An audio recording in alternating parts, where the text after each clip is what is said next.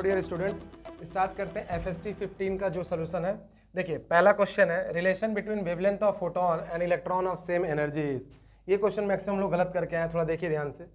Wavelength of photon हम लोग क्या पढ़े, lambda is equal to hc/e और लैम्डा ऑफ इलेक्ट्रॉन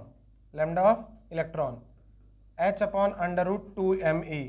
कंपेयर करना था, अच्छे से आप कंपेयर कर नहीं पाए। देखिए lambda of photon upon lambda of electron discuss किया जाए इसको, hc/e और इसको इसके रखे तो h/√2me, h/√2me। h से h कैंसिल होगा, अगर ऊपर ले जाए lambda of photon upon lambda of electron, इसको ऊपर ले जाए तो क्या लिखेंगे, c को एज इट इज रहने दीजिए, ये क्या हो जाएगा √2me और नीचे है e। यहाँ तक सॉल्व मैक्सिमम लोग किए हैं, ठीक। आगे देखिएगा, इस c और e को अंडर रूट में लेके चले जाइए, lambda of photon upon lambda of electron, अगर इसको अंडर रूट में लेके चले जाएं तो कितना हो जाएगा 2me c² upon e²।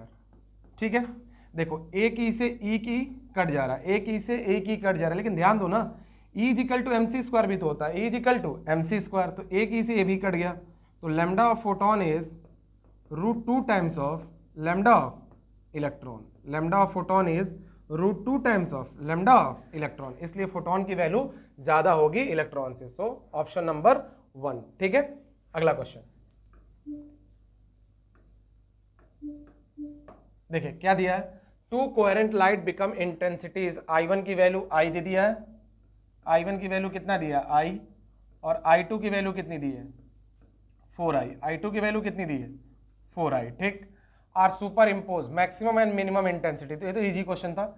Maximum intensity क्या होती है, मैक्सिमम इंटेंसिटी क्या होती है √I1 प्लस √I2 का होल स्क्वायर, और मिनिमम इंटेंसिटी क्या होती है, मिनिमम इंटेंसिटी क्या होती है √I1 माइनस √I2 का होल स्क्वायर। तो रख दीजिए, अगर रखा जाए I प्लस 4I तो बाहर आएगा तो 1 प्लस 2 3 दैट इज 9I आ गया, और I माइनस 4I बाहर आएगा तो I minus I minus 2I आ जाएगा, माइनस I का स्क्वायर करेंगे तो कितना आ जाएगा I आ जाएगा, तो 9I और I आपका कौन सा ऑप्शन हो गया, थर्ड।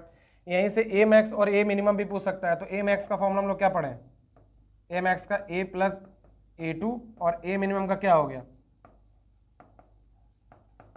A1 minus A2। ये पिछले टेस्ट में पूछ चुके थे, ये इस टेस्ट में दिया गया था, ठीक है। चलिए अगला क्वेश्चन देखिए, अगर यंग डबल स्लिट एक्सपेरिमेंट को परफॉर्म करेंगे वाटर में इंस्टेड ऑफ एयर, तो फ्रिंज विड्थ पे क्या फर्क पड़ेगा। फ्रिंज विड्थ का फॉर्मूला हम लोगों ने क्या पढ़ा था, एयर में फ्रिंज विड्थ कितना होता है लैम्डा d/d, और किसी मीडियम में रखते हैं, तो किसी मीडियम में रखें तो क्या करेंगे लैम्डा d/μd। तो ऑब्वियस सी बात है, अगर वाटर का हम लोग रिफ्रैक्टिव इंडेक्स नहीं दिया, लेकिन इतना तो हम लोग जानते हैं वाटर का रिफ्रैक्टिव इंडेक्स कितना हो जाएगा 4/3, तो ऑब्वियस सी वैल्यू अगर ये 4/3 हुआ तो ये जो फ्रिंज विड्थ ओवरऑल है ये क्या करेगा डिक्रीज कर जाएगा, फ्रिंज विड्थ क्या कर जाएगा डिक्रीज कर जाएगा। कोई भी डायरेक्ट फॉर्मूला याद रखिए, beta is equal to lambda d/d, और किसी भी मीडियम में आएगा तो सिंपली नीचे आप रिफ्रैक्टिव इंडेक्स से डिवाइड कर दीजिए, आपका कोई भी क्वेश्चन यहाँ फ्रिंज विड्थ वाला हो जाता है। चलिए आगे, एक ग्रेविटेशन का क्वेश्चन आया, क्या है कि at what height from the surface of earth the value of acceleration due to gravity become 1/4, height की बात बोल रहा है, तो हाइट का फॉर्मूला हम लोग क्या पढ़े GH is equal to G upon 1 plus h/r का होल स्क्वायर, 1 प्लस h/r का होल स्क्वायर। GH की जगह कितना बोला इसमें ध्यान से देखिएगा, GH की वैल्यू बोला है 1/4, मतलब G/4 is equal to G upon 1 plus h/r का होल स्क्वायर, ठीक। तो यहाँ से G कट गया, अगर इसको कंपेयर कर लें तो 4 दिया है तो इसको क्या कर सकते हैं 1 plus h/r is equal to 2, तो h/r इज इक्वल टू 1, तो h is equal to r, h is equal to r, h is equal to r, h is equal to r, कौन सा ऑप्शन है थर्ड ऑप्शन, ठीक है। चलिए next question,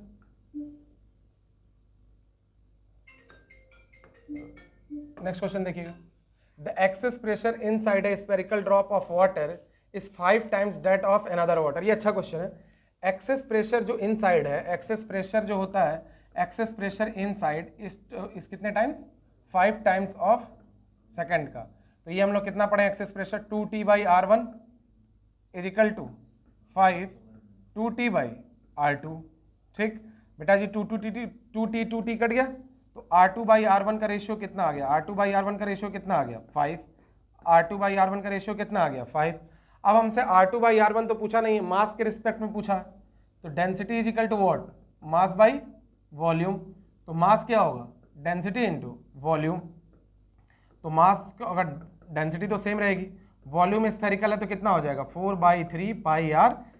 तो mass is directly proportional to r³, mass is directly proportional to r³। तो relation बन रहा है, इसलिए थोड़ा सा बढ़िया क्वेश्चन है। m is directly proportional to r³, तो 5 का क्यूब करेंगे तो 125, 5 का क्यूब करेंगे तो 125, डेट इज 1:1/25।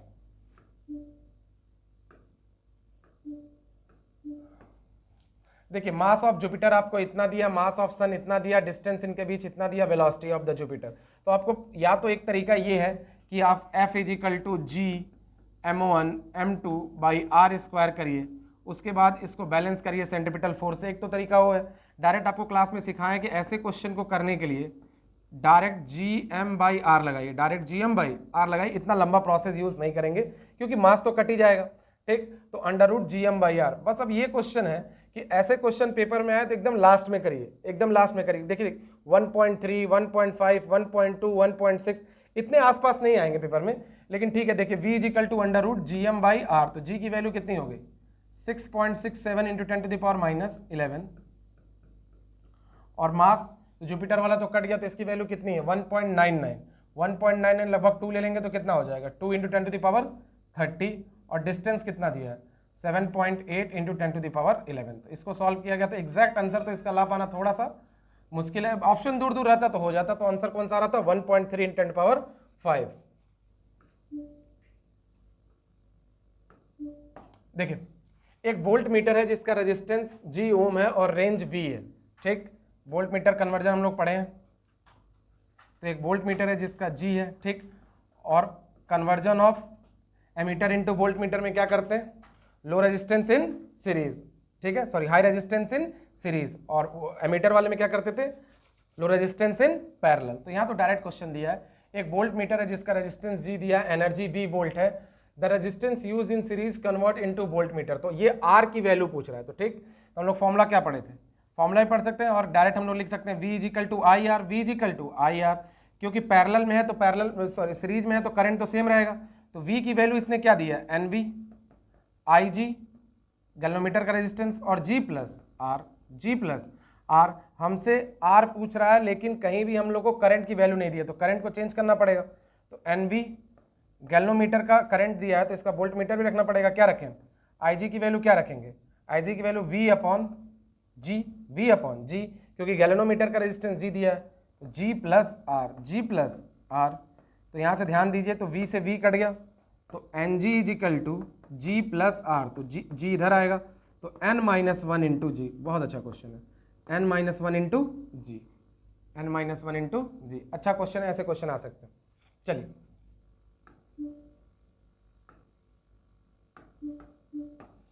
देखिए, इफ द ये स्टेटमेंट दो क्वेश्चन है। If the phase difference between two sources varies continuously, दोनों सोर्सेज वेरी कॉन्टिन्यूअसली कर रहे हैं। देखिए दोनों क्वेश्चन ऐसा है कि दोनों में क्या तो आपका कोहेरेंट सोर्स नहीं है, बस लैंग्वेज अलग अलग दिया गया। अगर फेज डिफरेंस आपका वेरी करेगा कॉन्टिन्यूअसली तो कोहेरेंट सोर्स बनेगा नहीं। या तो डायरेक्ट ना पूछ के थोड़ा सा उल्टा क्वेश्चन बोला है कि फेज डिफरेंस वेरी कर रहा है, तो फेज डिफरेंस वेरी कर रहा है मींस व्हाट, कोहेरेंट सोर्स नहीं है, और जब कोहेरेंट सोर्स नहीं है तो इंटरफेरेंस पैटर्न कुछ देर बाद डिसअपियर हो ही जाएगा। फिर अगला भी क्वेश्चन उसी टाइप का, बस लैंग्वेज फिर यहाँ भी चेंज है। अगर 2 slit in Young double slit experiment are illuminated with 2 different lamps, अगर डिफरेंट लैंप से यूज होगा तो फिर तुम्हारा कोहेरेंट सोर्स हो जाए, कोहेरेंट सोर्स नहीं होगा क्योंकि 2 डिफरेंट सोर्सेस से आ रही हैं, तो फिर तुम्हारा फेज डिफरेंस कांस्टेंट नहीं होगा। तो इन बोथ केस आपका इंटरफेरेंस पैटर्न डिसअपियर हो जाएगा। तो दोनों स्टेटमेंट आपका क्या हो जाएंगे, गलत। कॉपी में सब चीज हम लोग साफ साफ लिखे हुए हैं। ठीक है, चलिए आगे। इस क्वेश्चन में सबसे ज्यादा लोगों को दिक्कत हुई है, the diode shown in the circuit is a silicon diode. ठीक है, the potential difference between the point A and B. आप डायरेक्ट क्वेश्चन सॉल्व कर रहे हैं, ध्यान नहीं दे रहे हैं कि ये निगेटिव पोटेंशियल, ये सिलिकॉन वाला जो है ये P और N लिखा जाए तो निगेटिव टर्मिनल किससे कनेक्टेड है, P टाइप से, और पॉजिटिव टर्मिनल किससे कनेक्टेड है, N टाइप से। तो जो लोग बोल रहे हो ना कि 0.7 आएगा, तो ध्यान दो ये रिवर्स बायसिंग है। ये क्या है? रिवर्स बायसिंग है। तो रिवर्स बायसिंग में तो रिवर्स बायसिंग जब आ गई तो ये जो आपका डायोड है, ये आपका जो डायोड है ये ओपन सर्किट की तरह ट्रीट होने लगेगा। किसकी तरह ट्रीट होने लगेगा? ओपन सर्किट की तरह। और जैसे ही ओपन सर्किट की तरह ट्रीट हुआ, मतलब समझो एक इस तरीके से और एक इस तरीके से, ऐसे बोल सकते हैं, मतलब यहाँ करंट कोई फ्लो नहीं होगा। तो ए के पास जो पोटेंशियल जाएगा वो कितना जाएगा? तुम्हारा -6। और बी के पास जो जाएगा कितना होगा? 0। तो पोटेंशियल डिफरेंस ले लेंगे तो कितना हो जाएगा? 0 माइनस 6। तो तुम्हारी कौन सी वैल्यू आ जा रही है? 6 वोल्ट। ध्यान दीजिएगा, बस रिवर्स बायसिंग है इसलिए 6 वोल्ट जा रहा है। फॉरवर्ड होता तो जैसा आप सोच रहे हो वैसे ही क्वेश्चन सॉल्व करेंगे। ठीक है,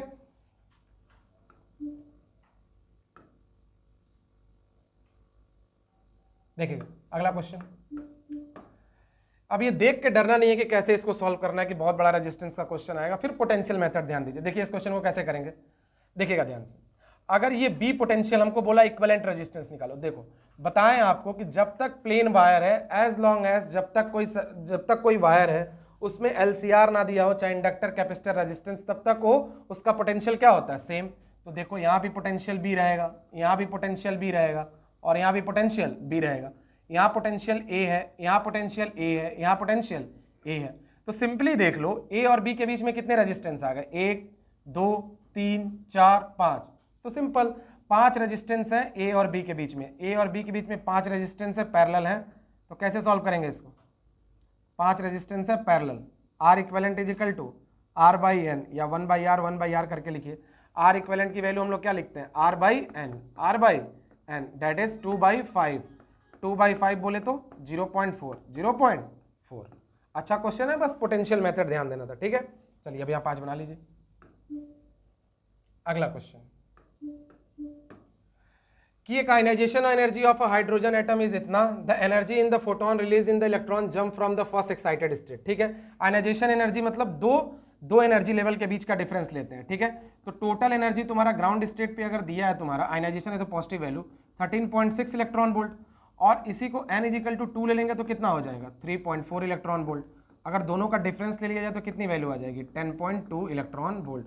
और वैल्यू आपको याद करवाएं कितना? -13.6 -3.4 -1.51 -0.85, और इनके बीच का डिफरेंस भी आपको बोले याद करने के लिए 10.2 1.9 0.67। अब होता कुछ नहीं है, जैसे इस टाइप के क्वेश्चन आए ना तो हम लोग को पता है, तो हम लोग ने हार्डली 20 सेकंड में मार दिया ना, तो फिर निकालते रहिए, वैल्यू रख के तो निकल ही जाएगा। चलिए आगे अगला, N type semiconductor is electrically neutral. चाहे एन टाइप हो चाहे पी टाइप हो, सब इलेक्ट्रिकली न्यूट्रल्स होते हैं। सही बात है। N type semiconductor has an excess of negative charge carrier. ये बात सही है कि एन टाइप सेमीकंडक्टर में excess of negative charge carrier होगा, और पी टाइप होगा तो excess of positive charge carrier होगा। तो दोनों एक स्टेटमेंट अपने आप में सही है। कौन सा ऑप्शन होगा? Statement 1 is incorrect. नहीं, statement 1 is correct, statement option B. ठीक है, चाहे पिछली बार जो क्वेश्चन दिए थे पी टाइप दिए थे, और इस बार दे दिए एन टाइप, तो सारे चीजें आपकी कवर हो जा रही हैं। चलिए अगला, स्टेटमेंट के क्वेश्चन ज्यादा दिए थे। The maximum value of photo electric current is called saturation current. हम लोग जानते हैं maximum value of photo current जो होगा वो क्या होगा? Saturation current. उसके बाद से इंटेंसिटी ऑफ लाइट पर भी सैचुरेशन करंट को कोई फर्क नहीं पड़ेगा।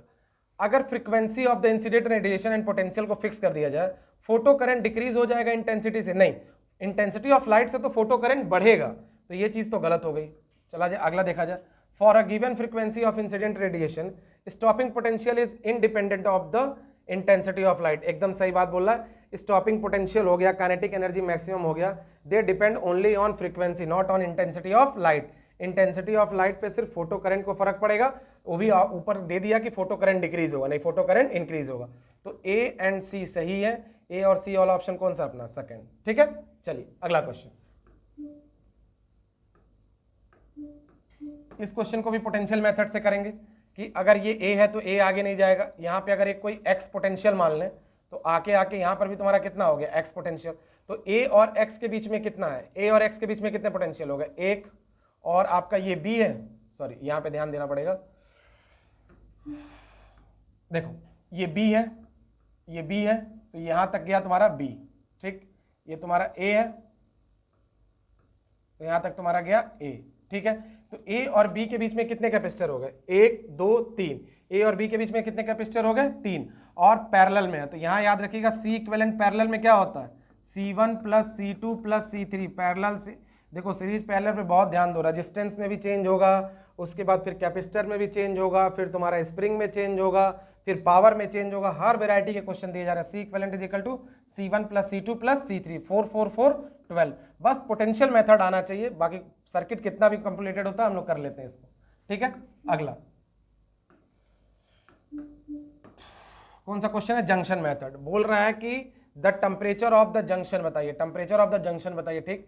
3 rods made of the same material, same material बोले तो थर्मल कंडक्टिविटी क्या हो गई आपकी, same, having same cross section area, cross section area मतलब ए आपका सेम हो गया, और ईच अदर लेंथ भी सेम बोल दिया, लेंथ भी सेम बोल दिया। तो rate of heat transfer incoming is equal to rate of heat transfer outgoing. तो यहाँ टी मान ले तो हम लोग क्या करेंगे, T minus zero, L by K नीचे लेते थे तो बोल दिया लेंथ एरिया कंडक्टिविटी सम सेम, तो कोई दिक्कत ही नहीं है। T minus T plus 90 minus T, तो बेटा जी कितना आ गया 2 90 minus T is equal to T. तो यहाँ से कितना आ गया 180 माइनस 2t, तो 3t इज इक्वल टू 180, तो 60 की वैल्यू आ गई आपकी। आसान क्वेश्चन है, कुछ क्वेश्चन आसान भी है। चलिए आगे, ये बीट स्टोन ब्रिज है, ये कौन सी ब्रिज है, बीट स्टोन ब्रिज। आपको बताए थे कि इस तरीके से भी another form of Wheatstone bridge बनाया जा सकता है, ये कैपेसिटर में भी पूछा जा सकता है, रेजिस्टेंस में। एक तो डायरेक्ट आप ऐसे बना सकते हो, और बाकी चीज इस तरीके से हम लोग बनाए हुए हैं कि कौन सा मेथड हो सकता है, बीट स्टोन ब्रिज है, जिसमें बीट स्टोन ब्रिज अगर है तो ये जो आपका 5 ओम है यहाँ इसका कोई रोल नहीं है, ये 5 ओम है तो इसका कोई रोल नहीं है। ये दोनों किस में आ जाएंगे सीरीज, ये दोनों किस में आ जाएंगे सीरीज, और इनका इक्विवेलेंट किस में आ जाएगा, पैरेलल में। और एक कॉन्सेप्ट और सिखाएं, if all 4 wires of resistance having the same value R, तो सारी वैल्यू कितनी हो जाती है, आर आर आर आर। ऐसे नीट में आप देखेंगे तो 10 क्वेश्चन ऐसे दिए हुए हैं, 5 5 5 है तो डायरेक्ट आंसर क्या हो जाएगा 5। बस ये पता रहे कि ये भी एक मेथड है किसका, बीट स्टोन ब्रिज का। चलिए अगला क्वेश्चन देखिए, इस क्वेश्चन का थोड़ा सा करेक्शन था, correction in the sense option में ये चला गया था, ऑप्शन इसका ये होगा, सही करा दिया गया। ध्यान दीजिए, आपको क्यू पूछ रहा है तो क्यू बताया क्या है, energy release, energy release, energy release कितना है हीलियम का 2H1 का, तो हीलियम वाले कितनी वैल्यू दिया 2.102 पॉइंट समथिंग 2.014102, और कितने हैं 2 है, तो 2 से मल्टीप्लाई करना पड़ेगा, माइनस आपका जो रिएक्टेंट है, तो रिएक्टेंस में 1H1 है, ड्यूटेरियम है, और 3H1 है, तो देखिए कितना आएगा 1.007825 प्लस 3.016049, तो ये तो आपकी क्या आ गई, ये तो आपकी एनर्जी आएगी। आपको क्यू फैक्टर निकालना तो इसमें कितनी वैल्यूज मल्टीप्लाई करने पड़ेंगे, या तो E इक्वल टू MC² रखिए, डायरेक्ट आपको सिखाएं कितना मल्टीप्लाई कर दीजिए 931 1 EMU की वैल्यू डायरेक्ट मल्टीप्लाई करिए, या 931.5 भी लेते हैं, लेकिन 931 से सॉल्व करेंगे तो एग्जैक्ट वैल्यू कितनी आ रही है 4.013 मिलियन इलेक्ट्रॉन वोल्ट। ऑप्शन में ये चला गया था, करेक्शन हो चुका है। चलिए आगे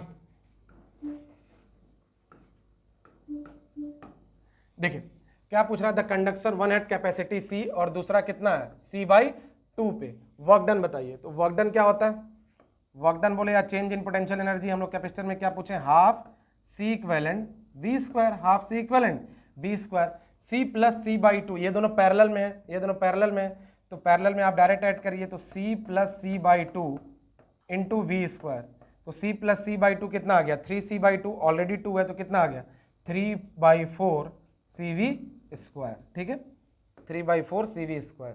चलिए अगला क्वेश्चन,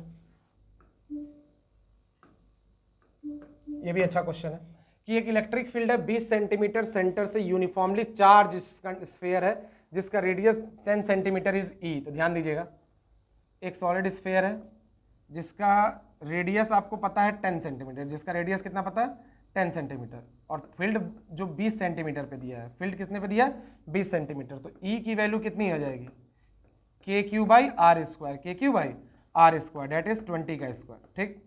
अगला क्वेश्चन बहुत अच्छा, अगला पॉइंट इसका बहुत पूछ रहा है कि 5 मीटर पे बताइए, किस पे बताइए 5 मीटर पे, तो रेडियस तो 10 है लेकिन अंदर पूछ रहा है 5 पे, किस पे 5 पे, हॉलो होता तो आप डायरेक्ट जीरो मार देते, ठीक है, बहुत लोग जीरो मारे हैं 5 सेंटीमीटर पे। इन साइड वाला मैंने आपको क्या बताया, इन साइड क्या होगा KQ/R³ multiplied by small r, formula याद रखिएगा KQ/R³ इंटू स्मॉल r। पिछले टेस्ट में इसका ग्राफ वाला क्वेश्चन कराया दिया गया था, KQ/R³ इंटू r, तो E डैश KQ/R³ की वैल्यू कितनी हो गई 10 का क्यूब और ये मल्टीप्लाइड बाई 5, दोनों को देख लिया जाए।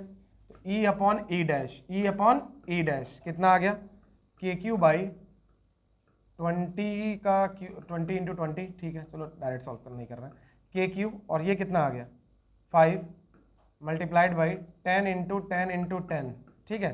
तो देखो के क्यू से के क्यू कट गया, ऊपर जाएगा तो कितना होगा 10 इंटू 10 इंटू 10, नीचे 20 इंटू 20 इंटू 5, ठीक है। देखो ये 2 टाइम्स, ये भी 2 टाइम्स, और ये 5 के 2 टाइम्स, 2 से 2 चल गया, 2 टाइम्स आ गया, कितना आंसर हो गया 2e, कितना आ गया 2e, ठीक है। ये बहुत बढ़िया क्वेश्चन था। अगला ये क्वेश्चन तुम्हारा इलेक्ट्रिक डाइपोल का दूसरी बार टेस्ट में दे रहे हैं, क्योंकि पहली बार बहुत लोग का गलत हुआ था। 2 electric dipole moment P and 64P are placed in the opposite direction 25 centimetre पे। क्यों? क्योंकि हम लोग जो फील्ड निकालते हैं चार्ज Q1 और Q2 पे, चार्ज Q1 और Q2 पे r डिस्टेंस पे, तो सब लोगों ने फॉर्मूला पढ़ा हुआ है कि x की वैल्यू निकालेंगे तो कैसे निकालेंगे, root Q1 upon root Q2 plus Q1 into r, ये सब लोग रख देते हैं और आंसर आ गया था 25/9। लेकिन ध्यान दो डाइपोल है, तो डाइपोल का फॉर्मूला क्या आया था इलेक्ट्रिक फील्ड का, 2kp/r³। तो यहाँ क्यूब रूट रखना पड़ेगा, स्क्वायर रूट नहीं, क्यूब रूट रखेंगे तो कितना आएगा, p का तो p आ गया, p का p आ गया, और 64 का 4p, और यहाँ से वैल्यू कितनी आ गई तुम्हारे p आ गई, और मल्टीप्लाइड कितना है 5 से, तो साफ साफ तुम्हारा दिख रहा है आंसर तुम्हारा कितना आ गया 5 सेंटीमीटर, ठीक है। चलो नेक्स्ट,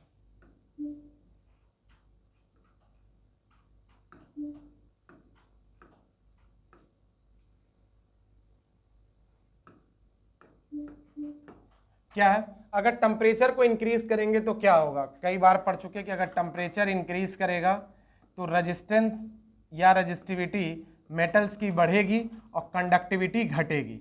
वेयर है सेमी कंडक्टर में अगर टेम्परेचर बढ़ रहा है तो रेजिस्टेंस रेजिस्टिविटी घटेगी और कंडक्टिविटी बढ़ेगी। एलॉयस के केस में बताए थे टेम्परेचर अगर बढ़ रहा है, टेम्परेचर बढ़ा तो रेजिस्टेंस या रेजिस्टिविटी स्लाइटली इंक्रीज करेगी। यही चीज़ें तो बात हुई है, इनका ग्राफ और आप सब डिस्कस हुआ ही है। तो क्या टेम्परेचर इंक्रीज हो रहा है तो रेजिस्टेंस पे क्या फर्क पड़ेगा, रेजिस्टेंस पे क्या होगा, कंडक्टर में बढ़ेगा, सेमीकंडक्टर में घटेगा, दैट इज ऑप्शन 2। चलिए अगला,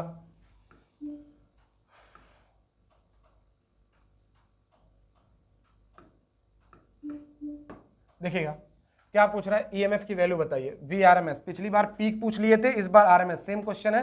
पिछली बार टेस्ट में याद है आपको 50√2 आया था आंसर, और इस वाले में सिर्फ 50 है। तो Vrms की वैल्यू कैसे आएगी, Vrms की वैल्यू कैसे आएगी, पहले R का ले लीजिए, R का रेजिस्टेंस कितना है 30 का स्क्वायर प्लस 100 माइनस 60 का स्क्वायर, तो 3 4 5 ट्रिपलेट होता है ना, 3 4 5 दैट इज 50। कई बार ट्रिपलेट बोले हैं, याद रखिए, 3 4 5 6 8 10 5 12 13, बहुत यूज होता है सब, ठीक है। 50 सेंटीमीटर। आगे ये अच्छा क्वेश्चन है, de Broglie wavelength of electron with the kinetic energy is this much, और लेमडा बताइए। तो कई तरीके हैं, या तो lambda is equal to h upon √2me करके निकालें, तो ये थोड़ा सा लंबा कैलकुलेशन बनेगा, या तो हम लोग डायरेक्ट फॉर्मूला पढ़े हैं 12.27 divide by √v, 12.27 divide by √v। तो भाई अगर काइनेटिक एनर्जी दिया है तो काइनेटिक एनर्जी क्या लिख सकते हैं हम लोग, EV पढ़े ना, kinetic energy is equal to EV। तो काइनेटिक एनर्जी दिया 144 electron volt is equal to EV0, तो E से E कट गया, तो स्टॉप, ये V की वैल्यू क्या आ गई, √144 डिवाइड, तो ये कितना आ गया 12, तो वैल्यू रखा जाए 12.27 बाई 12, तो लगभग ये आपकी वैल्यू आ रही है 1.02। क्योंकि इस क्वेश्चन में ये दिया नहीं गया था कि नैनोमीटर में है कि आर्मस्ट्रॉन्ग में है, नैनोमीटर है कि आर्मस्ट्रॉन्ग में, इसलिए दोनों ऑप्शन गया है 100 10 टू पावर -2 या 100 आपका -3, ये आंसर आपका आर्मस्ट्रॉन्ग में है, ठीक है। क्वेश्चन में अगर क्लियर बोल दिए होते आर्मस्ट्रॉन्ग है कि नैनोमीटर में है तब कोई दिक्कत नहीं था, इसलिए दोनों ऑप्शन कराया गया, फर्स्ट एंड सेकंड बोथ, ठीक है। चलिए लास्ट क्वेश्चन, इस क्वेश्चन में भी करेक्शन था, करा दिए गए थे। देखिए क्या बोल रहा है, यहाँ पे स्टॉपिंग पोटेंशियल सेम होता है, स्टॉपिंग पोटेंशियल फ्रीक्वेंसी पे डिपेंड करता है, तो मतलब फ्रीक्वेंसी ए और बी का सेम होगा, फ्रीक्वेंसी ए और बी का क्या होगा सेम, और यहाँ देखो इंटेंसिटी जो बी और सी का है वो सेम है, इंटेंसिटी बी और सी का क्या है वो सेम है, तो ऑप्शन 4 हो गया, गलती से ए चला गया था। तो सारे करेक्शन करा दिए गए हैं, पढ़ते रहिए, बहुत कम टाइम बचा है, wish you all the very best.